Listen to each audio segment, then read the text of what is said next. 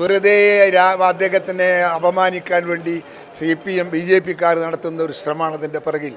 ഒരു സത്യാവസ്ഥയും അതിൻ്റെ അകത്തില്ല.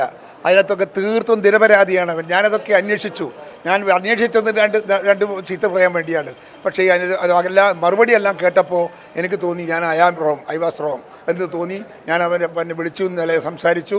അങ്ങനത്തെ ഒരു പ്രശ്നങ്ങളൊന്നുമില്ല. നമുക്ക് അവനെക്കുറിച്ച് തർക്കങ്ങളില്ല. അവൻ്റെ പാർട്ടി കോൺഗ്രസ്സാണ്. കോൺഗ്രസ് അവനെ അവിശ്വസിക്കുന്നില്ല.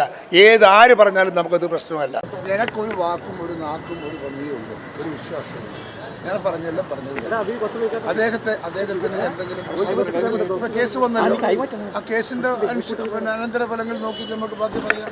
ഈ ഘട്ടത്തിൽ പോലും രാഹുലിന്റെ ഭാഗത്ത് തെറ്റുപറ്റി അല്ലെങ്കിൽ തെറ്റുപറ്റി അത് ശരിയാണ് അല്ലെന്ന് ഞാൻ പറഞ്ഞിട്ടില്ലല്ലോ. അപ്പം ചെയ്ത് ശരിയാന്ന് ഞാൻ പറഞ്ഞു ഇല്ലല്ലോ.